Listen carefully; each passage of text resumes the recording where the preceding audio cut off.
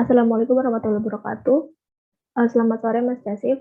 Perkenalkan saya Fitri Hermawati dari AKLNB dengan NPM 2004-4010-117.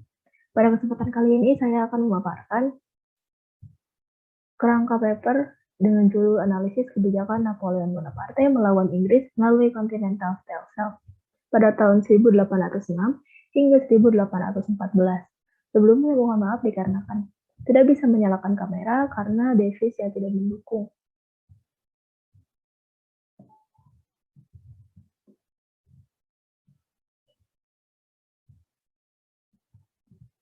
Pada kesempatan kali ini saya akan menjelaskan beberapa poin-poin, yaitu di mana ada latar belakang, rumusan masalah, kerangka konsep, hipotesis, metode penelitian, dan yang terakhir yaitu batasan masalah. Pada latar belakang, Inggris sendiri menjadi sebuah negara yang memiliki peranan yang sangat penting ketika Perang Napoleon terjadi pada tahun 1803 hingga 1815. Kekuatan Inggris yang dominan untuk mendorong serta mendanai para aliansi dari negara-negara Eropa. Hal ini yang kemudian membuat Napoleon Bonaparte sedikit terguncang dikarenakan kekuasaan Inggris sendiri ditakutkan dapat mendatangkan kekalahan baginya, sehingga kemudian pada tanggal 21 November tahun 1806, Napoleon kemudian mengeluarkan sebuah dekret Berlin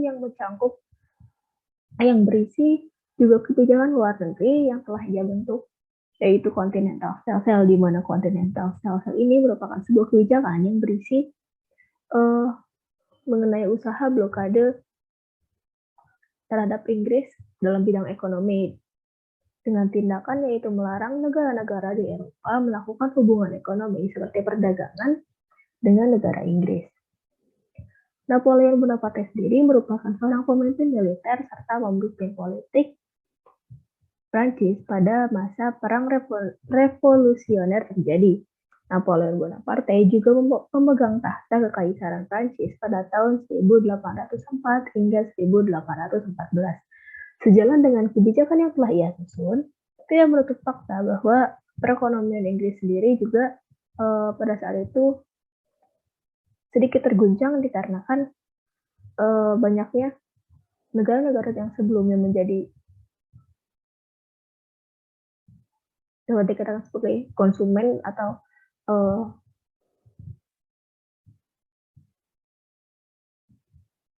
negara yang bekerja sama dan menghasilkan pundi-pundi ekonomi bagi Inggris, kemudian dibatasi dikarenakan adanya penetapan dekret Berlin. Akan tetapi di samping itu, negara yang lebih terdampak oleh terbentuknya kebijakan Continental Shelf ini malah berdampak pada negara Prancis beserta sekutunya, di mana negara Inggris sendiri yang sebelumnya menjadi mitra dagang yang cukup penting, sehingga mengakibatkan banyak industri yang kemudian ditutup serta bahan makanan yang mulai melonjak naik, atau dalam kata lain Prancis dan sekutunya mengalami krisis ekonomi selepas terbentuknya kebijakan Continental Shelf ini.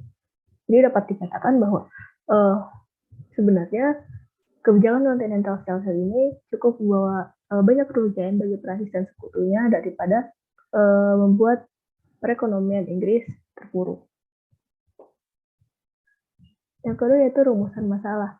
Berdasarkan latar belakang yang telah penulis paparkan, penulis kemudian menarik beberapa rumusan masalah, yaitu diantaranya yang pertama adalah bagaimana faktor terbentuknya kebijakan Continental Shelf ini, di mana mengapa nantinya penulis akan menjelaskan mengapa Napoleon Bonaparte kemudian memutuskan untuk menetapkan kebijakan Continental Shelf ini untuk meraih kemenangan terhadap Inggris. Yang kedua yaitu pihak mana saja yang kemudian turut terlibat dari terlaksananya kebijakan luar negeri Continental Shelf yang dilakukan oleh Napoleon untuk melawan Inggris. Yang terakhir yaitu faktor yang kemudian menyebabkan Prancis dan sekutunya mengalami krisis selepas terputusnya hubungan ekonomi dengan Inggris, selain kurangnya pasokan bahan-bahan ekonomi yang didapatkan oleh Prancis dari Inggris. Selanjutnya yaitu konsep atau kerangka teori. Pada penelitian ini, penulis membawa dua teori yang berkaitan, yaitu teori realisme dan teori idiosinkratik sebagai dasar analisis dari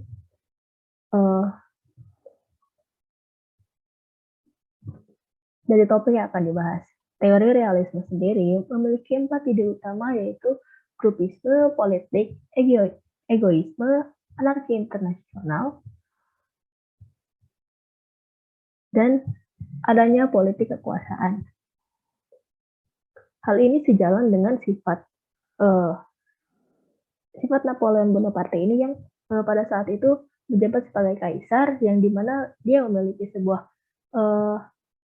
kekuasaan dalam bidang politik yang berkaitan juga dengan dunia internasional, dan sifatnya yang dapat dibilang cenderung egois dikarenakan menetapkan suatu kebijakannya tanpa meninjau terlebih lanjut bagaimana tindakan itu akan berdampak pada negaranya sendiri. Kemudian idiosinkratik sendiri merupakan suatu teori yang menekankan karakteristik seorang individu menjadi sebuah hal yang berpengaruh atau sangat kuat dalam proses pengambilan keputusan, salah satunya dalam proses penetapan suatu kebijakan. Biasanya karakteristik ini berkaitan dengan pemimpin suatu kelompok politik, komunitas, lembaga, ataupun negara-negara yang dapat membawa pengaruh cukup besar bagi rakyatnya. Menurut Herman, pada tahun 1980, seorang pemimpin dari negara memiliki pengaruh yang cukup besar dalam membawa negaranya pada hubungan perdamaian atau pada hubungan yang cenderung pada arah negatif seperti pertikaian yang cukup agresif. Hal ini sejalan dengan perilaku yang dilakukan oleh Napoleon ketika ia mengambil keputusan untuk menetapkan kebijakan luar negerinya, yaitu Continental Self dalam misi blokade Inggris dalam bidang ekonomi. Hal ini justru membawa pengaruh ke arah yang cenderung lebih buruk dikarenakan Prancis selaku negara asal dan beberapa sekutu dari Prancis kemudian mengalami krisis ekonomi yang mengakibatkan tertutupnya akses kegiatan ekonomi dengan Inggris. Selanjutnya ada hipotesis.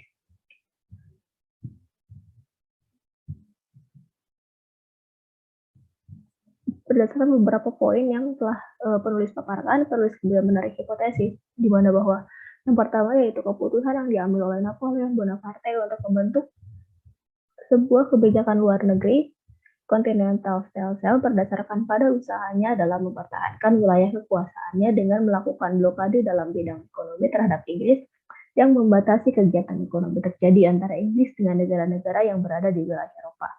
Yang kedua yaitu kebijakan luar negeri Napoleon Bonaparte lebih dianggap merugikan negaranya sendiri dikarenakan tertutupnya akses ekonomi untuk Perancis dan sekutunya sehingga harus mengalami krisis ekonomi diakibatkan terputusnya kegiatan ekonomi yang biasa terjadi antara negara-negara di Eropa dengan negara Inggris. Selanjutnya ada metode penelitian. Dalam penelitian ini, penulis akan menggunakan metode penelitian kualitatif dengan mengumpulkan data yang deskriptif dengan metode deskriptif. Pengambilan metode penelitian ini bertujuan untuk memperoleh informasi atau gambaran yang lebih lengkap mengenai kasus yang kemudian akan penulis bahas, yang tentunya tidak dapat diukur dengan angka. Nantinya penulis akan melakukan tinjauan literatur dan studi pustaka pada jurnal-jurnal yang sebelumnya telah membahas topik ini dan kemudian mengkajinya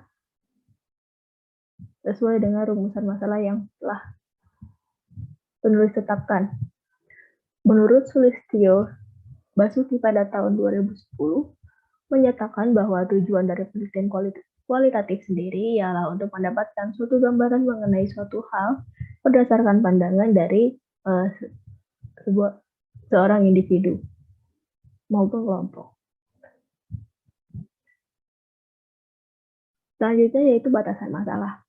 Dalam penelitian ini, penulis lebih memfokuskan pada pembahasan mengenai bagaimana Napoleon kemudian memutuskan untuk membentuk suatu kebijakan luar negeri yang pada akhirnya malah cenderung lebih merugikan negaranya sendiri daripada Inggris yang pada awalnya ditetapkan sebagai sasaran blokade ekonomi pada masa Perang Napoleon terjadi pada tahun 1803 hingga 1815. Kemudian, negara mana sajakah yang kemudian turut terlibat dalam penetapan kebijakan Continental Self ini, lalu apa dampak yang kemudian mereka dapatkan dari terbentuknya kebijakan ini.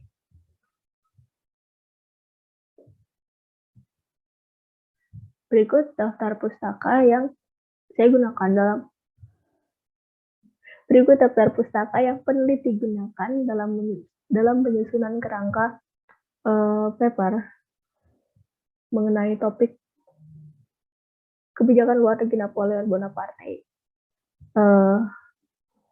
untuk melawan Inggris melalui Continental Cell ini, dan akan bertambah seiring berjalannya waktu penyusunan paper nantinya.